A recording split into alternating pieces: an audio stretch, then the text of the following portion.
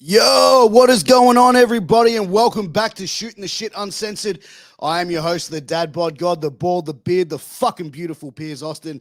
And tonight I've got a great guest. I've got Lena Kross on with me tonight. I'm really excited to have Lena on. I've wanted to have her on for a very, very long time, and tonight is the night, and I am pumped, that everyone here is to tune in live for it. But before we get the show underway, I just want to take a quick pause for that fucking cause to thank some of our amazing sponsors and help keep the lights up in this bitch 7 days a week. Okay, first up is healthvape.com. Health Vape is your healthy vaping alternative. All of their products, no nicotine, no addictive or harmful chemicals. All of their products help restore your energy while giving you the vital boost you need to get through your day, and they're vitamin infused. So guys, get your vitamin intake and quit that nasty cigarette habit with healthvape.com. Use that promo code MWAPOD to get a 10% discount on your final purchase.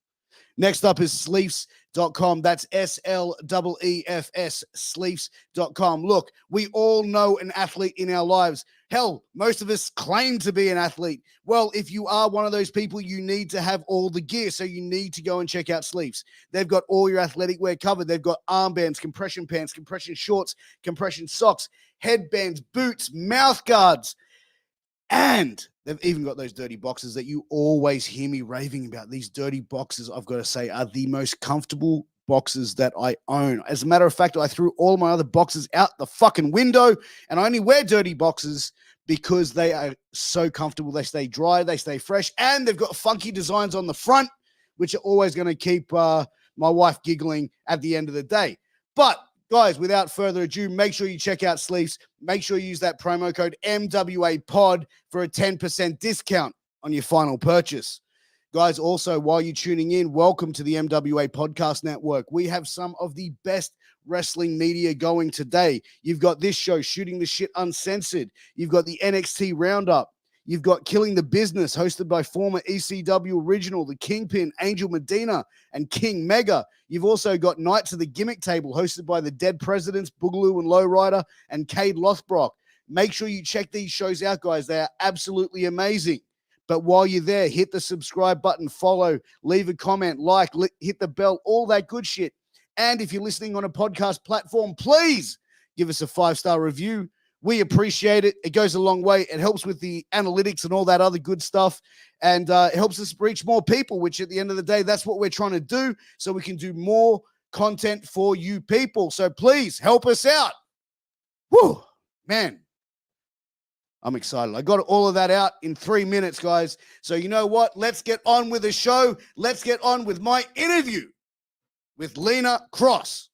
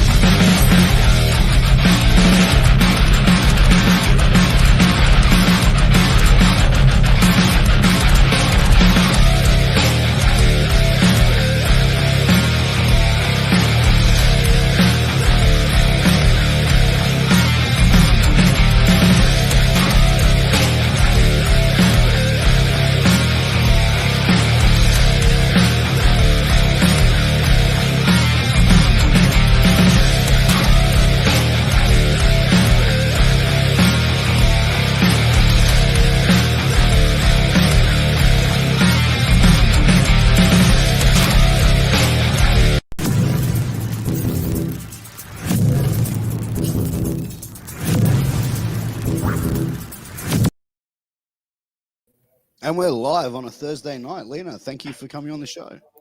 Thanks for having me. That was quite an intro. Thank you. I definitely try and bring the high energy because, I'm excited for this conversation. I'm excited to have you on. Lena, what's been going on with you? You've recently made the move from Perth to New South Wales. How did that all come about for you? Yeah, it's been quick. I've already been here for 3 months as well. It doesn't seem like that, but time flies when you're having fun. I think I did a small stint just before COVID hit, probably about, I think I was here for 6 weeks. And then obviously the border shut in WA.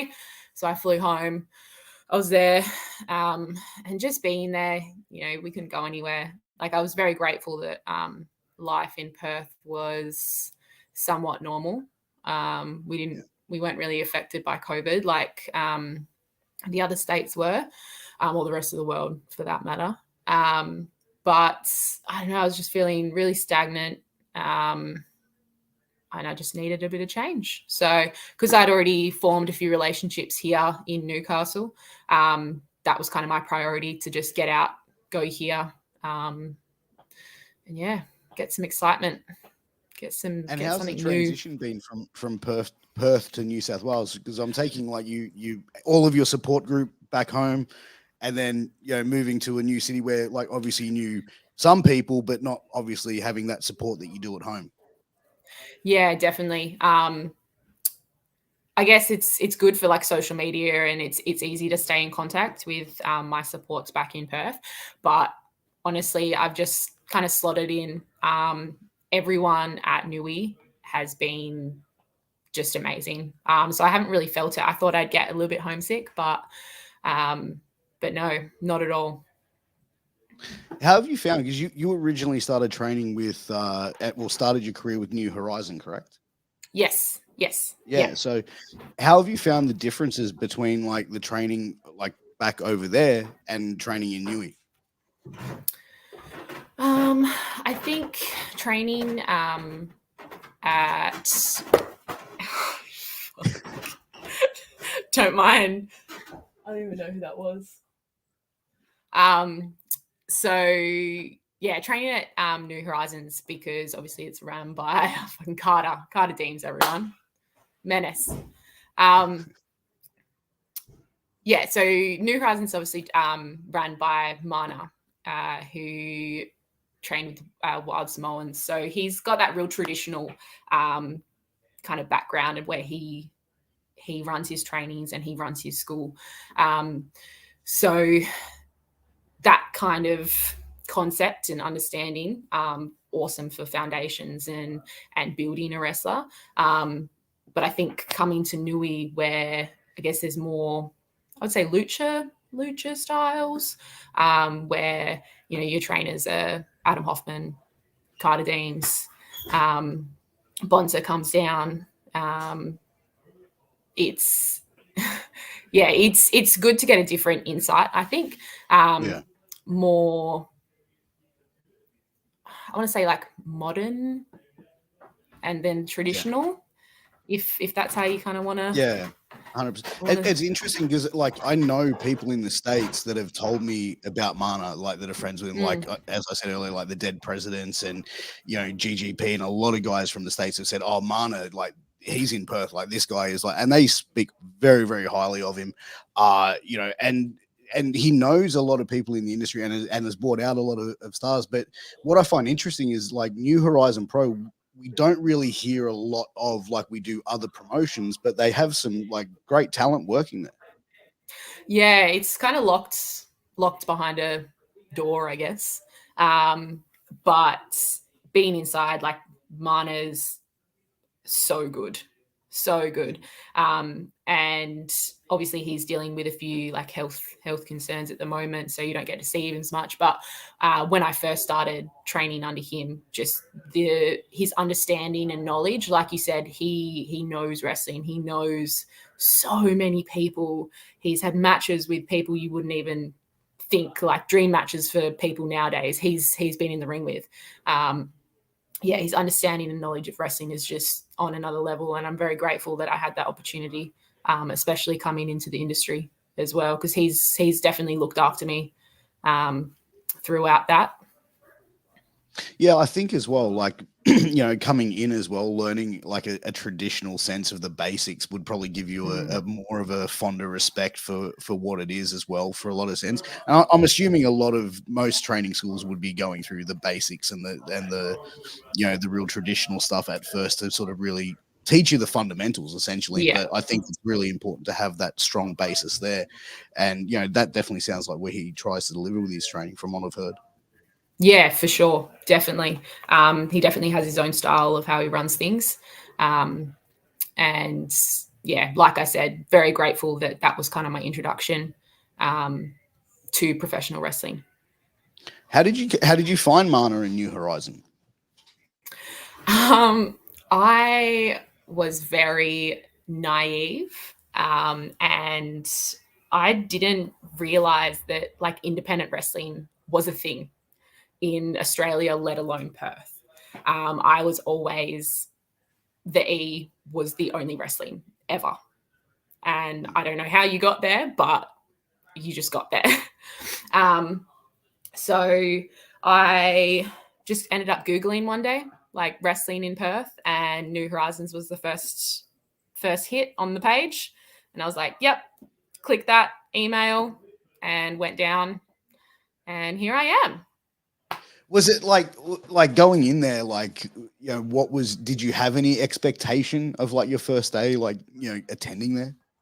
No, absolutely. I did not know what I was going to expect. You know, you rock up to this warehouse in the middle of like industrial Armidale, which if you're from Perth, you know, is not the best suburb. And then there's just like a wrestling ring. And I think I was just in awe. And I was like, oh my God, there's actually a wrestling ring. Like, what?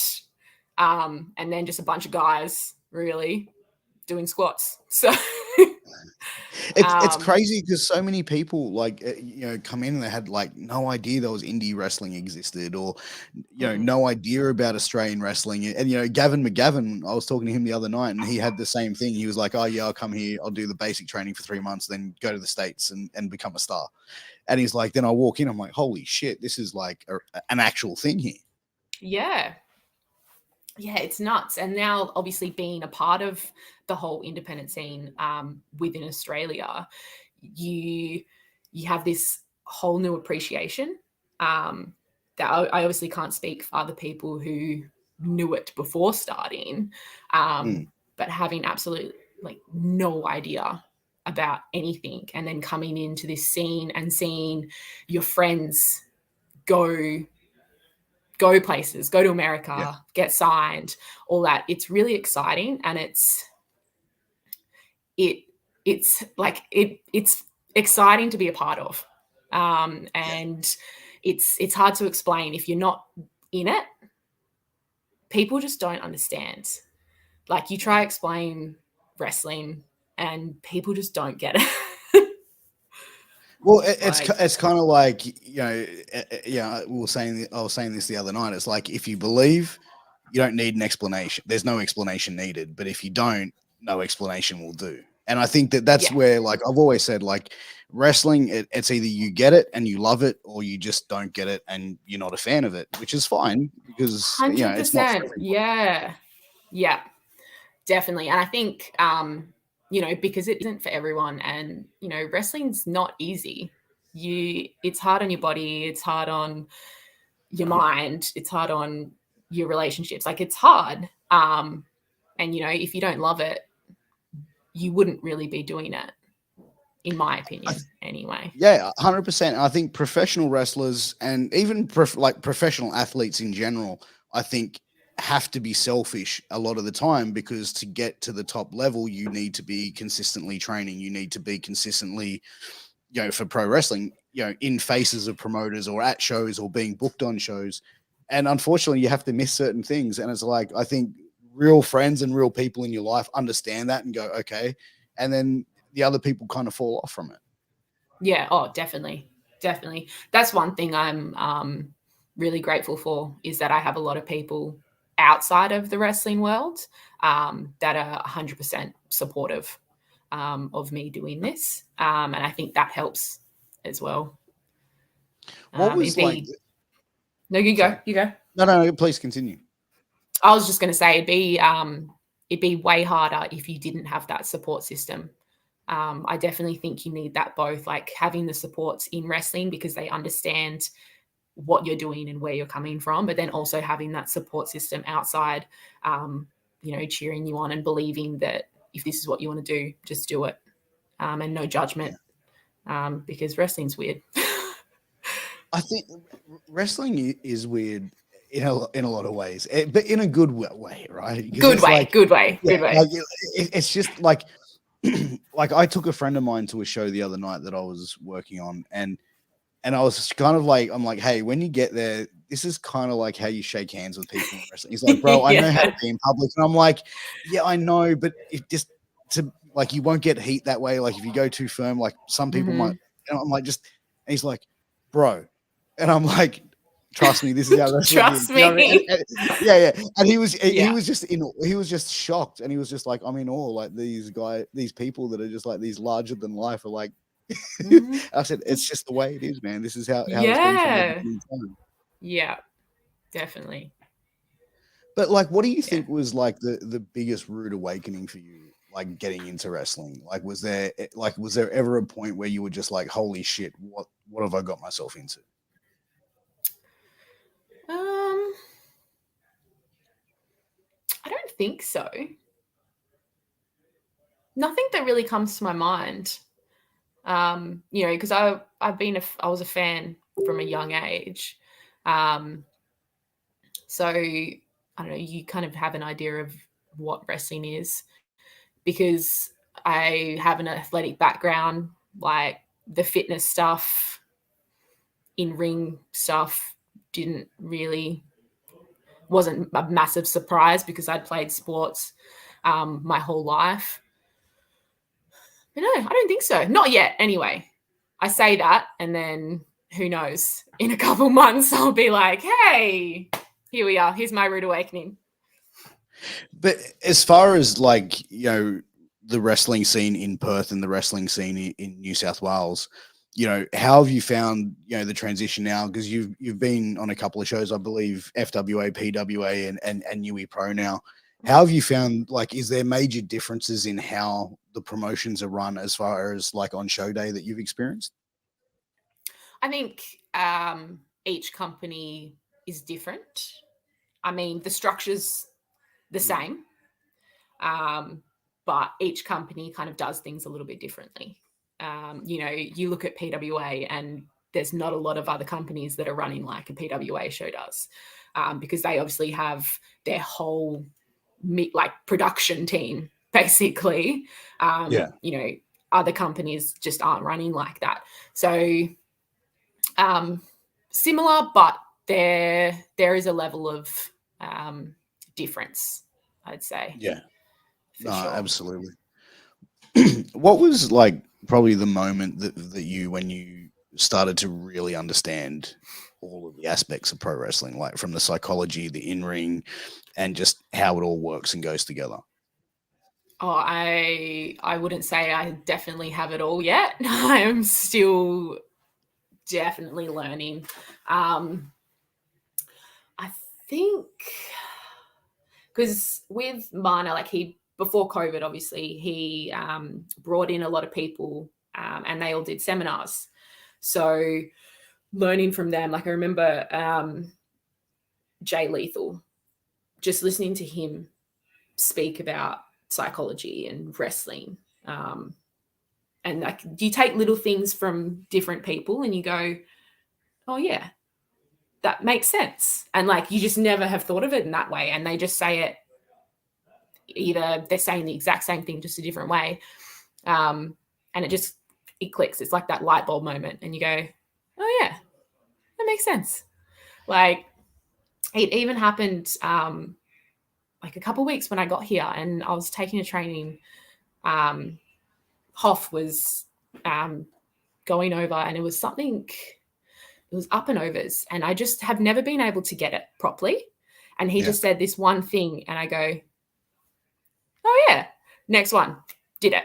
And I'm like, just having people explain things differently, I think is so beneficial. But definitely nowhere near getting wrestling because there's so many layers, I think, to it, depending on the type of wrestler you are and how you want to present yourself and where you want to go. There's just so many layers. And I feel like, especially nowadays, the way wrestling is going, it's constantly changing. People are trying new things. You know, you kind of still have to learn with it.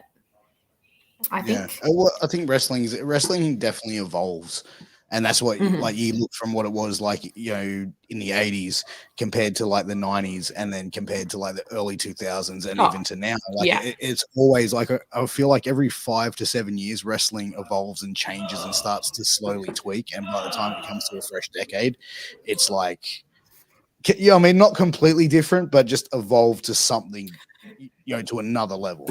Yeah, for sure. Definitely. So yeah, I'm a true believer that you should be constantly learning. And if you're not learning, or you feel like you're not learning, then something needs to change. Yeah. I think that's one of the things I've always said. It's like it's better to be green than growing than ripe than rotting. And if you think like, Yes. okay, I'm the shit at this, I can't get any better, then well, it's probably time to retire, because you're not going to be able to like learn Yeah. anything new, or be any higher than you are. Yeah, exactly. 100%. But yeah, I still have so much to learn and so much to progress and evolve within myself as Lena Kross. So yeah, not there yet.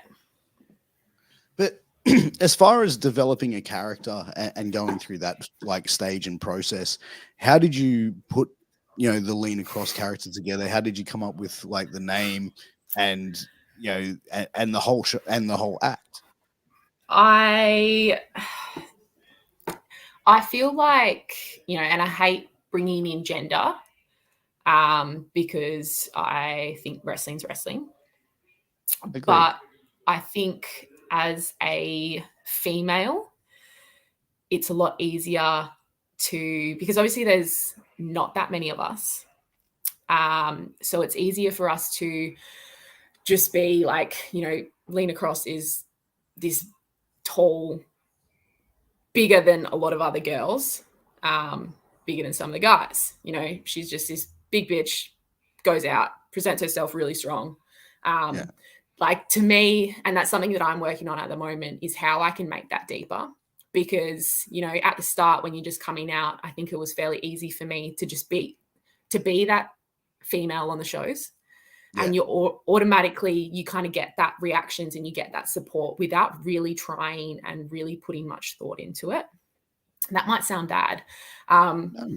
Good. There's pros and cons with that, I feel. But now I'm like, okay, where can we take this? How can we evolve and develop into something that, makes sense, that has some depth behind it, that people can, they see me walk out and they go, yeah, that's who that person is. And, we're talking about how that evolution, and I think wrestlers are that same thing. Like, we should be evolving. It's, what's that saying? You evolve or stay behind, or get left behind, or something like that. 100%. So I think that's where I'm at within my career at the moment. I say career, it's barely one. But yeah, I feel like that sort of character work and who Lena Kross is really needs to develop and evolve, and that's something that I'm working on. So hopefully, by the end of this year, start of next year, we can kind of see who that is, because I feel like it's that slow progression for me, anyway. Slow progression.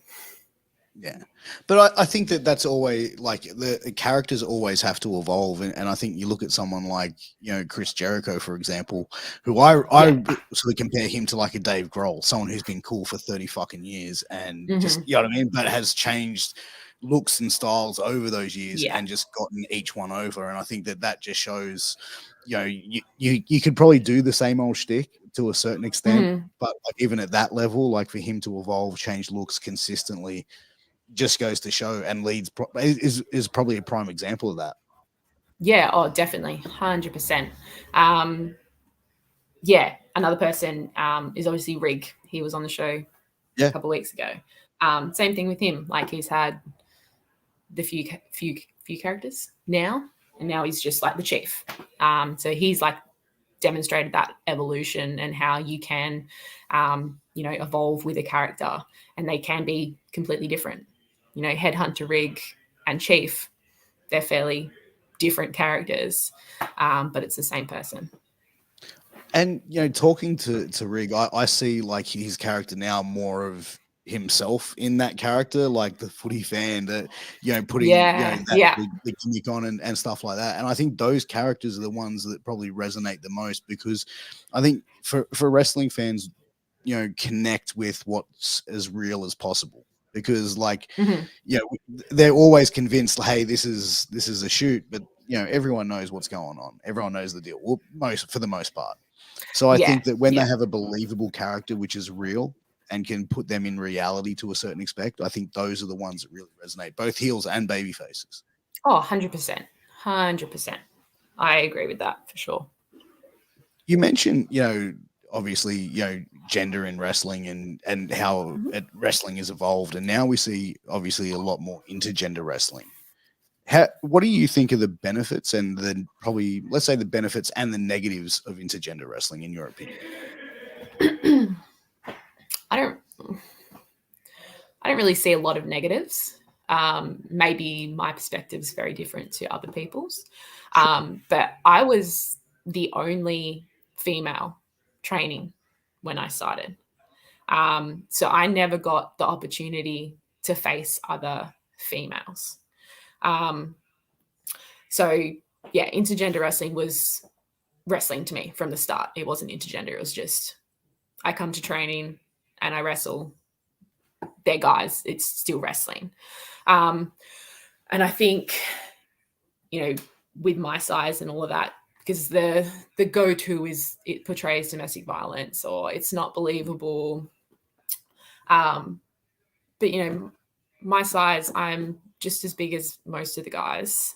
But 100%. then you look at like Rey Mysterio and the Great Khali, or Rey Mysterio and Big Show, and you can't Exactly. say that that's believable, but me versus a guy is not. Like, You know so I what? think it's, I agree with you with that as well. yeah. Like, I've like probably up until a few years ago, I never really got into intergender wrestling. I didn't Mhm. really take the time. But once I sort of started going to shows and seeing, like a Jess Troy have an amazing match, against like a Mick, not a Mick Moretti, but like a Robbie Eagles, for example, or something like that. And I'm Yeah. like, holy shit. You can sort of disconnect from gender or the person and go, I can appreciate good wrestling. So when I see Mhm. good wrestling, I'm not seeing a man versus a woman. I'm going, fuck, this is a really good match. But I think as well, like, it comes down to size, like the believability. You know what I mean? Like, if I was to go and have a fight with someone who's 6'6", I'm 5'6", I'm not going to be believably going to beat that person, no Yeah. matter if that's male or female. But I always say to people, like, if you look at and I used to do Brazilian jiu-jitsu, and Mhm. there was a female who was in there who was much more skilled than me, and every time I grappled with her, I got tapped out within seconds, and she was a lot Yeah. smaller than me. So, Mhm. what I mean? And I use that as a people that say, oh, intergender wrestling, blah, blah, blah. But I say, well, hey, in a shoot scenario, I was much bigger than this person. So Mhm. technically I should have been able to put her in a submission much easily or broken three, but she'd tap me Yeah. within seconds. So And it's how it's done, professional wrestling's storytelling. If you're telling a story, you can make anything believable as long as the two people telling that story are doing it well. So I think that excuse isn't very valid. But in regards to pros, I think um, just what you can do. Like, and obviously, I'm speaking from me.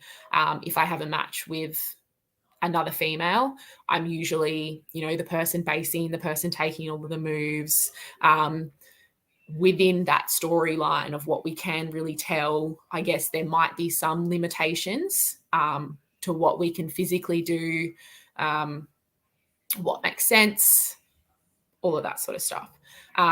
If you have that male female match, my options as a bigger female open up significantly because I can base for them, they can base for me. We can tell different stories. We can go this way, we can go that way. Again, taking into consideration what makes sense, what we're physically capable of, what our characters tell, all of those things. So I think just opportunity for wrestlers to tell different stories, to try different things. And it just opens up so many other options and pathways for people. that same gendered matches don't have. So I think that's probably like the biggest Do you pro. think companies like with women's championships are going to start sort of moving away from those titles so they're not so gender exclusive? So to have like, I mean, to remove one title, put like like what PWA did with the Solar PWA Championship, where it's like any performer can challenge for the title. Look, I think maybe one day. I don't see it happening, within the next 5 to 10 years, because I still think there are, like, who runs certain companies, they still have that belief of there should be a women's division, and there should be a male's division, not necessarily that, like, the females can't go out for those male titles. Or it's the area that they're in that maybe the people, like the fans, just aren't ready for the intergender and, same gendered title belts. But I think we're definitely moving towards that. And who knows, maybe 10, 15, 20 years, I would like to see that. But unfortunately, I don't see it happening anytime soon. Have you had any like negative reactions from fans from like any intergender matches that you've had? Not that anyone said to me. But you're pretty intimidating, though. I wouldn't come up and try and say something negative to you, to be honest. Yeah. But like I said, I think my perception is probably different to other females because of my height. And, when I step in a ring, I'm usually making eye contact. We're on the same level. So that visual image probably doesn't look as bad. I'm going to say it's bad. I don't really like saying that. But, if there was a 6'5" guy against a 5'2" female. But yeah, it's a hard one because it's so dependent on individuals' own values and their own perspectives of what their life has, and then that's what they're bringing into wrestling.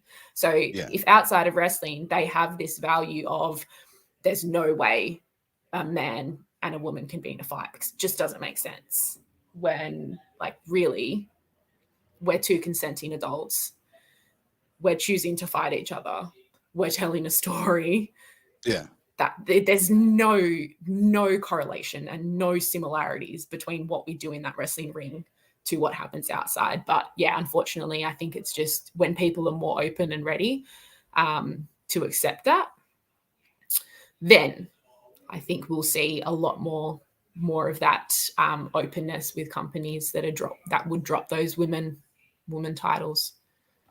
And I think as well, like the women, the female, sorry, not the women performers, the female performers that have probably come through over the last few years, women's wrestling has a newfound respect. Like it's no longer like, in my era growing up, like a women's match was like, okay, now is the time to go to the bathroom or like grab a snack or it was like a bra and panties match or something or a pillow fight.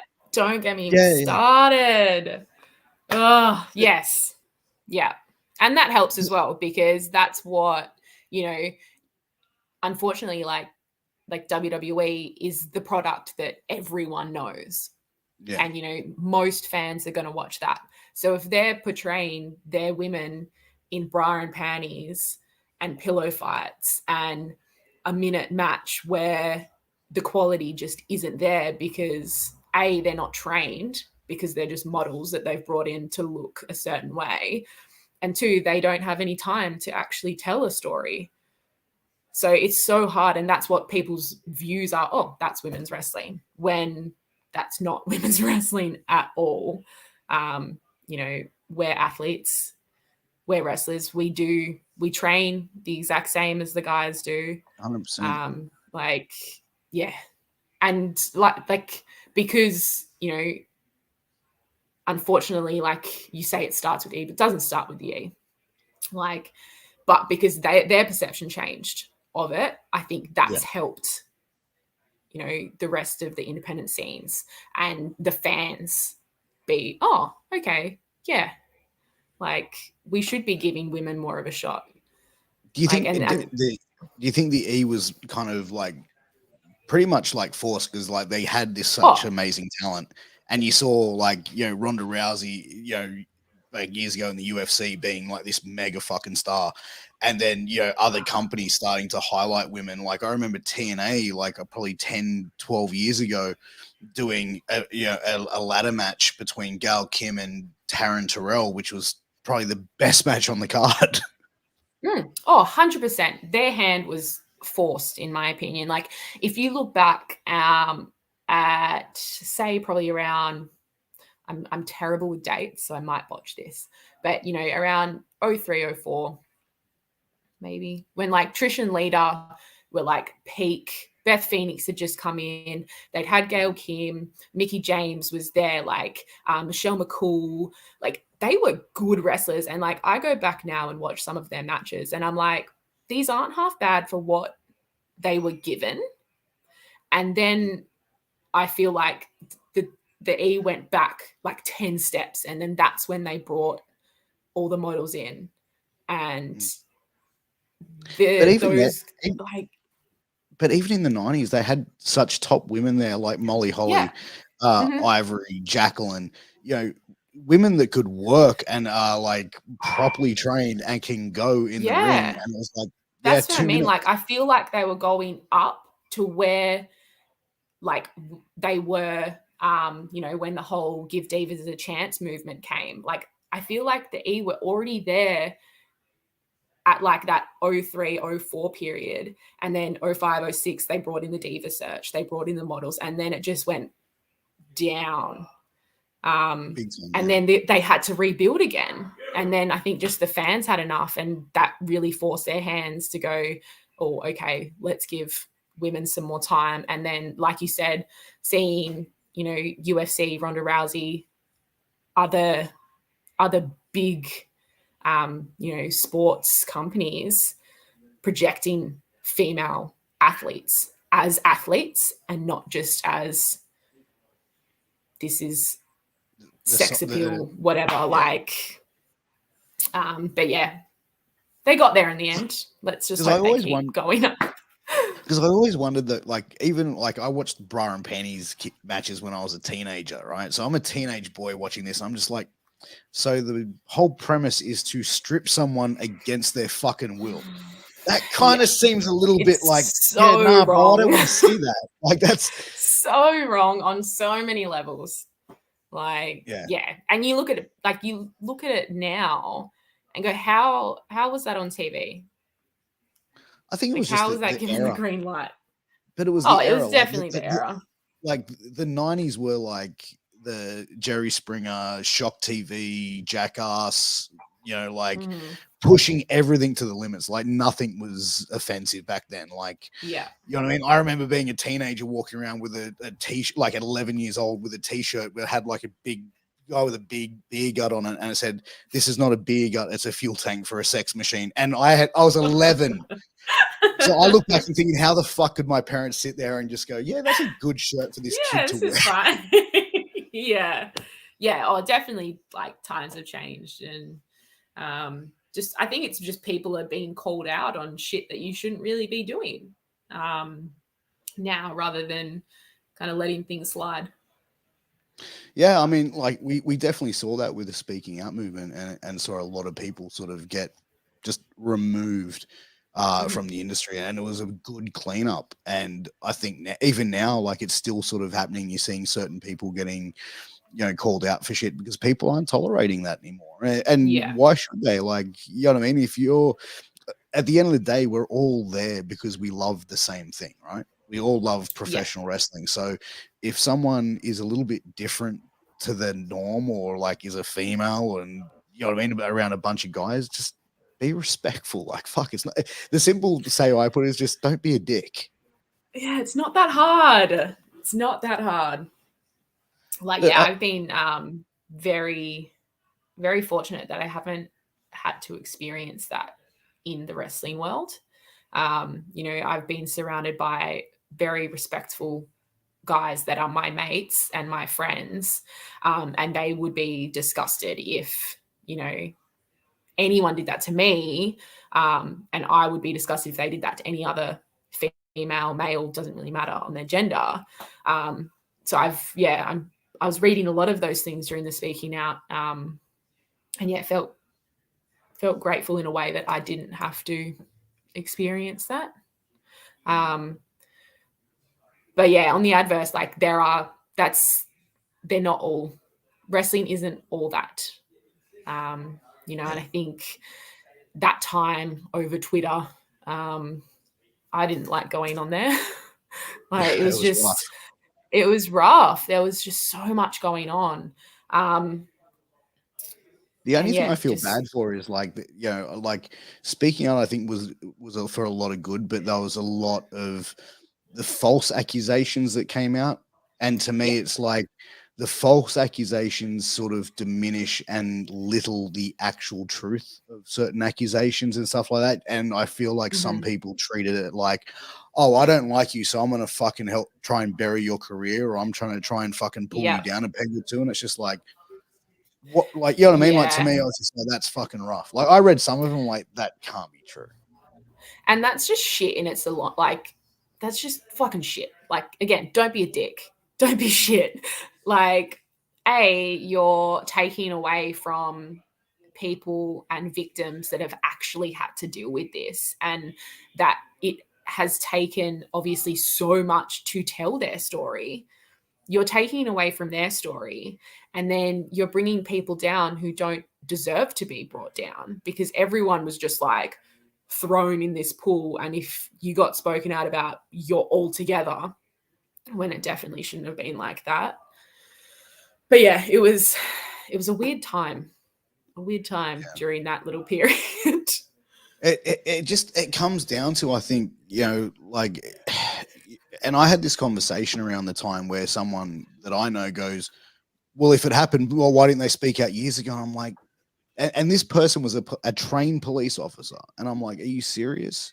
You ever attended where victims and stuff? I said, victim and what people who go through traumatic experiences sometimes take years to be able to talk about that with their closest people, let alone to go fucking public and stuff like that. And a lot of times the person who is the perpetrator, or the person doing these things, has a sense of power over them, whether it's like a coach, a boss, or, you know what I mean, or a booker, for example, has this level of power over them, and they use that.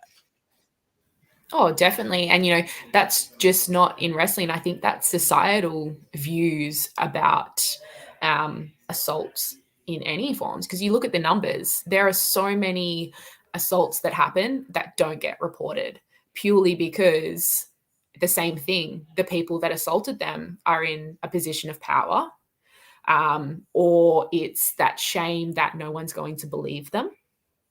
You know, there's so many things, and I think it just comes down to that societal views. And especially like that guy you were talking about, like, he obviously has never had to experience assault or anything in his life and realize how traumatic it is and what the mind can do. You know, it's such a hard situation. Unless you've been through it, you can't comment, because everyone deals with things differently. You know, some person might be able to come out the day after. Other people's, it could take weeks, months, years. Like, it's just, you definitely can't say that to people. But that's where I feel like Australian wrestling right now is so good, because it just, like, every show, whether I'm like working on or as a fan, just being there in attendance, you know, it's always welcoming. It always feels like it's just every person is welcome there. And it doesn't feel like any type of excluding going on or anything like that. And I feel like Australia is doing it so well right now. And, you know, I even, you know, as we're sort of going back and forth about, you know, women in wrestling, you know, I've said this probably for the last 2 years. I think we have the best female performers in the country, because there is no restrictions. Everyone's working with everybody. So steel sharpens steel. And I think that that's really showing from what the level of performers that we have in this country. Oh, definitely. Our quality is is amazing. Like, it's so good. Yeah, I mean, I'd put it up there with the top level of what we're seeing on TV today, easily. Oh, definitely. Definitely. Yeah, where we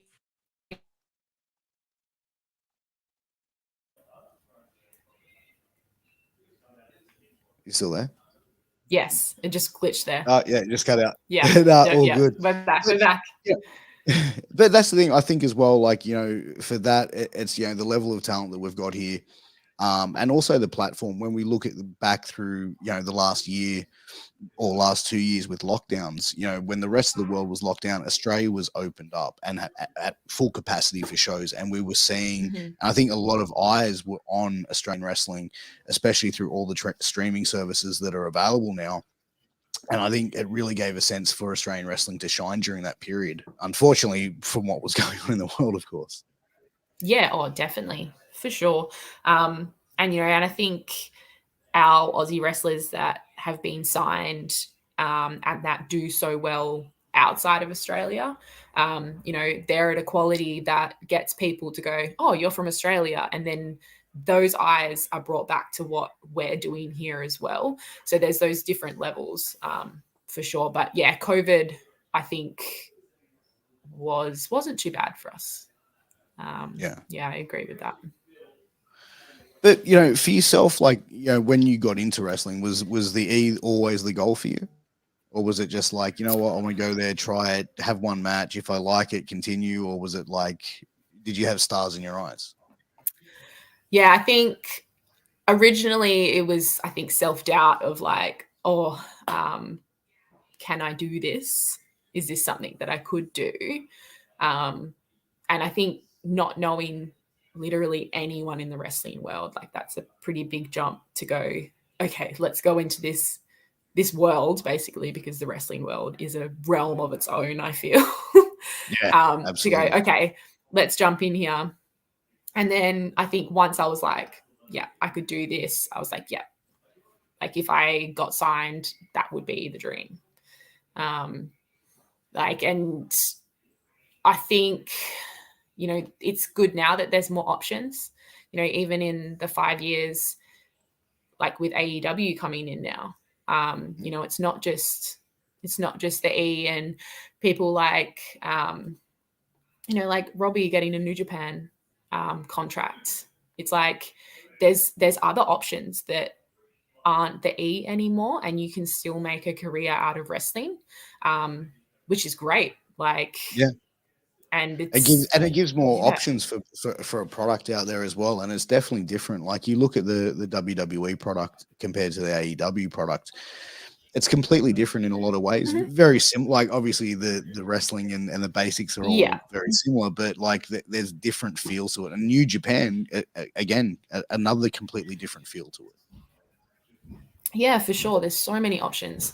But you said, like, it's amazing. But yeah, back to your question. Yes, I guess once I realized that it was something that I could do, that was always a goal, for sure.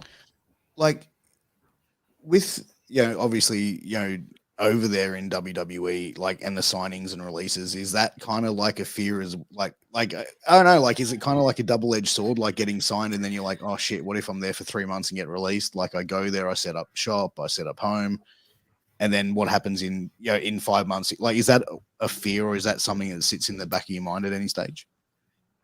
I think, look, at the end of the day, if the E offered me a contract, I'd take it. Like, and I think You're whoever, not going to think, like, I don't know about this. like, I don't think there would be many people that would refuse a contract. Yeah.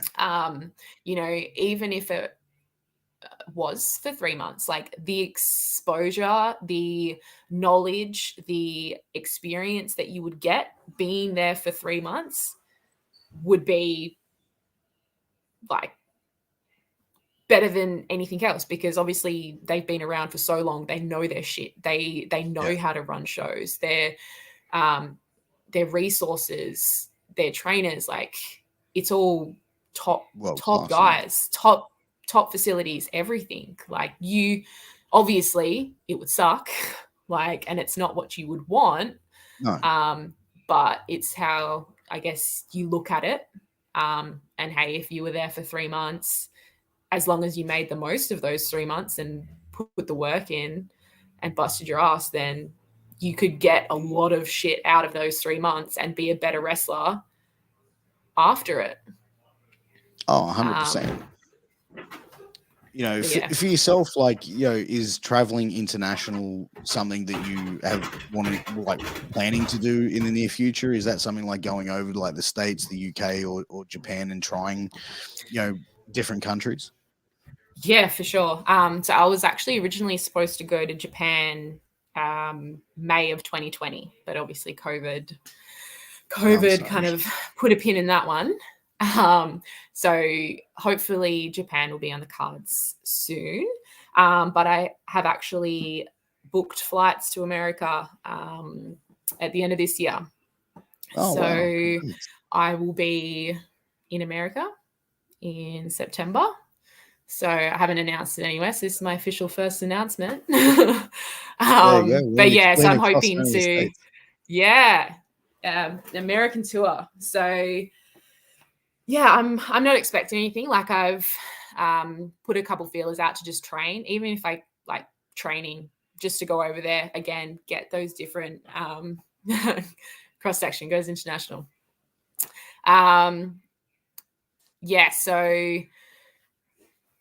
If I go over and just train, learn from different people, if I get some bookings, if I get some matches, obviously that would be ideal. But I'm kind of going over there just for the experience and to take that kind of first step to put my toes in the water of, what traveling international would be.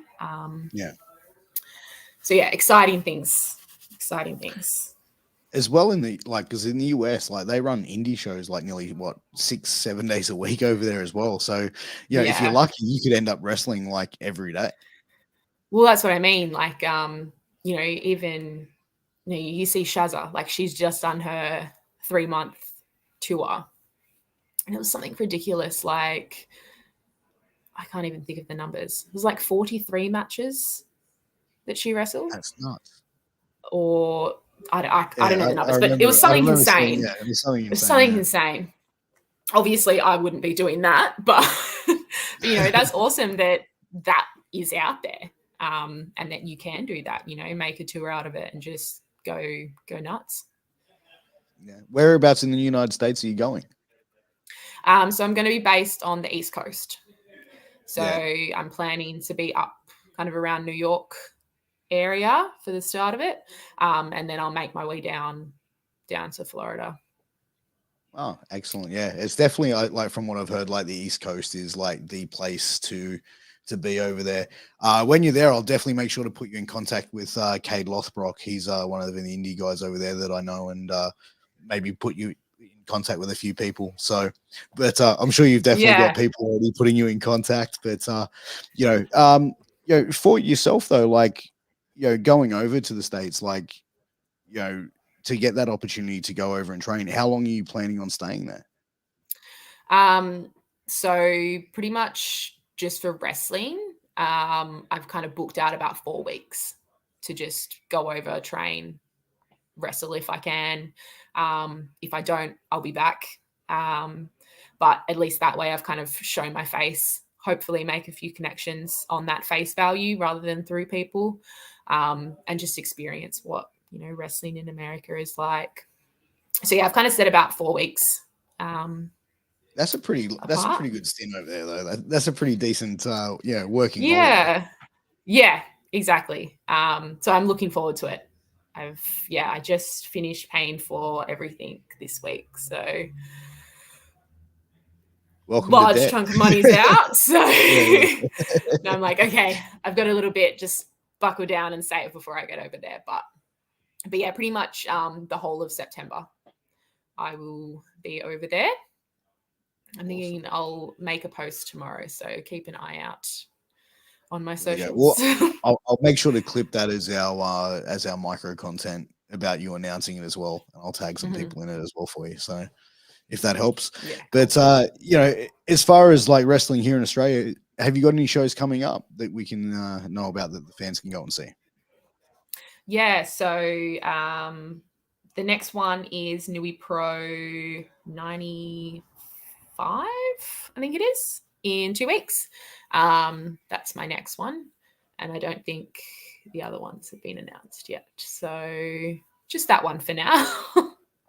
Yeah, that's Definitely. the 24th of June in Nui. And I Your think we're opponent been announced yet, streaming. I don't know, actually. I don't think so. But I'm definitely on the show. I know that. Yeah, and UE Pro now on, you know, IWTV, which is massive. Yeah. That was really big, obviously, for them. Their first kind of live streaming on a platform like that, and you can watch it. I had a match with Jess Troy, which I'm super happy with, because obviously, like, she's a beast in herself. Oh, yeah. So that was really fun. And I think, you know, we had a couple matches pre-COVID, and to have another one, you know, two and a bit years later, was a nice little, we're not so bad. Gone full circle. Yeah, well, I mean, Jess Troy, she's definitely, you know, I think, you know, regardless of gender, one of the best in the country. You know, like, 100%. I think she's absolutely amazing. You know, definitely, you know, top performer, amazing in ring. And, you know, I even think the character and all the little nuances just down to a T. Yeah, exactly. Like, she comes out with an arm, you know that she's the arm collector. Yeah, she's real technically sound. She's just, she's a beast. Definitely. Absolutely. Well, it is that time of the night. We're going to play 60 Seconds with Piers. If you're new to the show, the first time watching how this game works, I'm going to ask Lena a bunch of questions, and she's got 60 seconds to answer as many as she can. Lena, you ready? Yes, I'm ready. Okay. Let's go. You let me know, and I'll start the clock. All right, start the clock. Favorite song to sing at karaoke? Oh, shit. Skater Boy, Avril Lavigne. Name 5 things sitting in front of you. My phone, a laptop, an old Nui Pro poster. Yeah. What's that? 3? A water bottle, and some Gorilla containers, boxes. That's 5. There you go. Aliens, real or fake? Real. If you could delete one item from the world, what would it be? Oh, fuck. That could go either way. Big or small? Anything at all? Pass. That's going to open a can of worms. Would you rather win $10 million or live for twice as long? Win $10 million. Yeah, $1 million. 10. Would you rather be 4'5" or 7'7"? 4'5". Because I'm already 7'7". There you go. Name a gross meal combo that you love that no one else does. Ooh.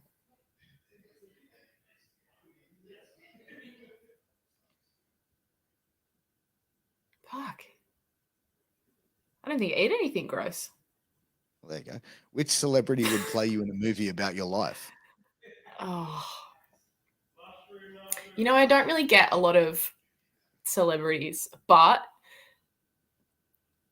for Taylor King, it'll be Dua Lipa. She will play me. Even though she's a singer, she's not an actor, but she'll play me. And last one.